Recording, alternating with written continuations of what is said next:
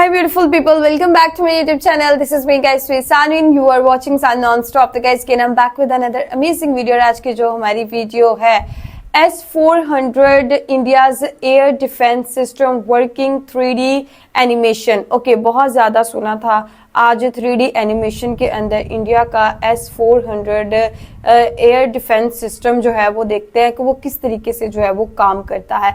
सुना है बहुत पावरफुल है, लेकिन कभी इस चीज को जो है वो एनालाइज नहीं किया, इसके बारे में डीपली देखा नहीं, जाना नहीं। सजेशन आ रही थी इसकी, तो मैंने कहा व्हाई नॉट यार वीडियो बना लेते हैं। और इसी सजेशन के अंदर कुछ सजेशंस ऐसी भी मुझे आती हैं, इस सेंसिटिव माहौल के अंदर मैं उन चीजों के ऊपर प्लीज यार बात नहीं कर सकती। आप लोग देखें ना कि इस टाइम सिचुएशन क्या इंडिया पाकिस्तान की चल रही है, और आप मुझे ऐसी वीडियोस दे रहे हैं कि जिनके ऊपर मैंने बात की ना, तो फिर मैं आपको नजर नहीं आऊंगी, मेरा चैनल भी शायद आपको नजर ना आए। तो बिना टाइम को गो, let's jump into the video. Like subscribe and share करते जाइएगा, और गाइस थोड़ा हौसले के साथ कमेंट कीजिए, ठीक है। आप लोग इस तरीके से कमेंट करते हैं जैसे सारा गुस्सा आपने मेरे पे निकाल देना है, ठीक है।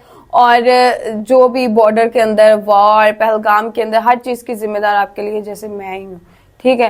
ठीक है, हर इंसान को गुस्सा आता है, जिसके अपने खोए हों, जिसके अपने मतलब प्रॉब्लम में उसको गुस्सा आता है, ठीक है। लेकिन आप एक ऐसे इंसान के ऊपर गुस्सा मत निकाले जो कि इन चीजों का जिम्मेदार नहीं है, ठीक है। तो let's jump into the video.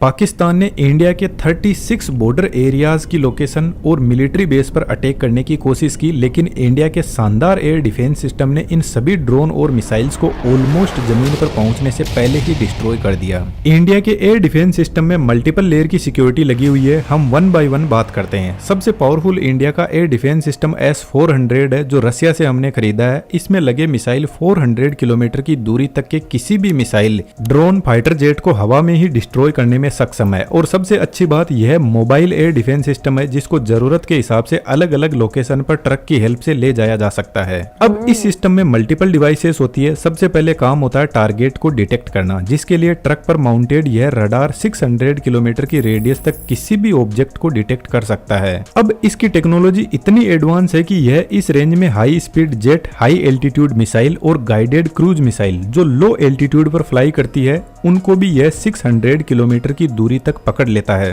और सबसे अच्छी बात, 300 प्लस टारगेट को यह एक साथ में पकड़ने में सक्षम है। टारगेट मिलने के बाद इंफॉर्मेशन कमांड पोस्ट को सेंड की जाती है। कमांड पोस्ट बेसिकली इस पूरे डिफेंस सिस्टम का ब्रेन होता है। यह देखकर समझता है कि जो टारगेट आ रहा है उसकी साइज कितनी बड़ी है, यदि मल्टीपल टारगेट आ रहे तो सबसे पहले किसको फायर करना है, और सबसे इंपॉर्टेंट टारगेट के हिसाब से कौन से मिसाइल को लॉन्च करना है। जब यह डिसाइड कर लिया जाता है तो अब बारी आती है मिसाइल को लॉन्च करने की। यह काम ट्रक पर माउंटेड यह मिसाइल लॉन्चर करता है। हर लॉन्चर पर 4 ऐसे बड़े ट्यूब लगे रहते हैं जिनके अंदर मिसाइल होती है। तो एक लॉन्चर के पास में 4 मिसाइल होती है, लेकिन पीछे लगे कमांड यूनिट और रडार मल्टीपल ऐसी मिसाइल लॉन्चर को एक साथ में कंट्रोल कर सकते हैं। तो एक जो स्क्वाड्रन होता है उसमें टोटल 8 से 12 लॉन्चर यूनिट होते हैं। तो यदि 8 लॉन्चर यूनिट है तो 32 मिसाइल एक स्क्वाड्रन में होंगे। और इंडिया के पास में टोटल 5 स्क्वाड्रन है, जिसमें 160 missile any time stand by mode पर खड़े हैं, जिसका मतलब है इनको सिर्फ कमांड यूनिट के ऑर्डर का इंतजार रहता है। यह जो लॉन्चर यूनिट होता है यह कोल्ड लॉन्च टेक्नोलॉजी यूज करती है, जिसमें ट्यूब के नीचे एक गैस जनरेटर होता है,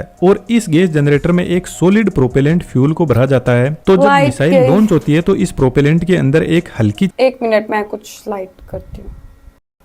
ओके गाइस, तो मैं लेकर आ चुकी हूँ टॉर्च, और टॉर्च के थ्रू हम जो है वो अब वीडियो बनाएंगे। यहाँ पर लाइट का सिस्टम थोड़ा खराब है। पहले भी मेरी वीडियोस के अंदर जो है वो आप लोगों को पता लाइट वगैरह जाती है, ठीक है। तो क्या है कि वीडियो बनाते हैं हम अपनी टॉर्च ऑन करके,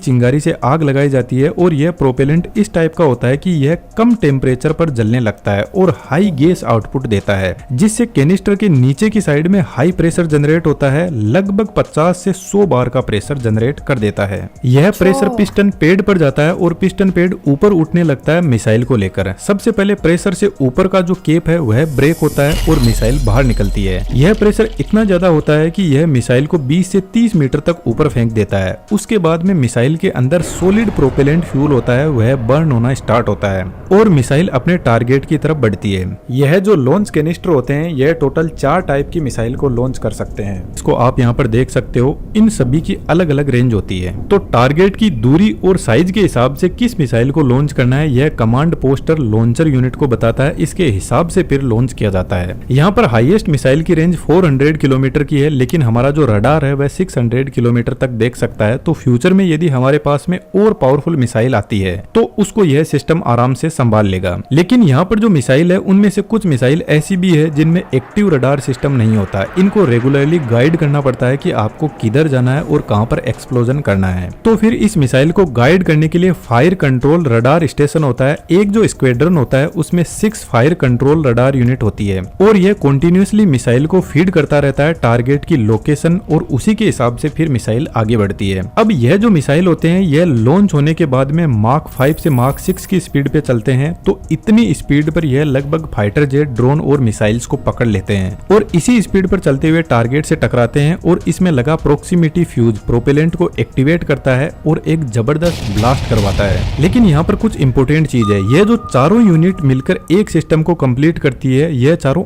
अलग अलग जगह पर होते हैं जिनकी लोकेशन जनरली किसी को पता नहीं होती। तो पाकिस्तान के जितने भी मिसाइल्स और ड्रोन आए थे उनको इसी सिस्टम ने हवा में ही डिस्ट्रॉय कर दिया। लेकिन एक बात सोचने की है, यदि मान लो कोई छोटा ड्रोन आ रहा है और उसको यदि हम मिसाइल से उड़ा रहे हैं तो यह कोई समझदारी वाली बात नहीं है, क्योंकि 5 रुपए की चीज पर 100 रुपए खर्च करना थोड़ा अनफेयर लगता है। तो फिर हमारी गवर्नमेंट ने और भी एयर डिफेंस सिस्टम की लेयर्स को इसमें ऐड किया, जिसमें सबसे पहले ऊपर नाम आता है आकाश एयर डिफेंस सिस्टम। और सबसे अच्छी बात यह है कि यह अपना सेल्फ मेड इंडिया का है जिसको डीआरडीओ ने बनाया है और यह सिस्टम 2007 से ही एक्टिव है। यह सिस्टम टोटल 3 मिसाइल्स यूज करता है और तीनों की आप रेंज देख सकते हो, जिसमें मैक्सिमम रेंज 70 किलोमीटर है। इस सिस्टम की स्पीड S-400 वाली मिसाइल से लगभग हाफ है, मार्क 2.5 तक। अब जो मिसाइल की वर्किंग होती है वह लगभग सभी की सेम ही होती है। मिसाइल के आगे के पोर्शन में इनका नेविगेशन सिस्टम और कंप्यूटर सिस्टम होता है, सेंटर में वॉरहेड होता है जो फाइनली टकराने के बाद में एक्सप्लोजन करता है और लास्ट में सॉलिड प्रोपेलेंट मोटर होता है जो मिसाइल को आगे बढ़ाते हैं।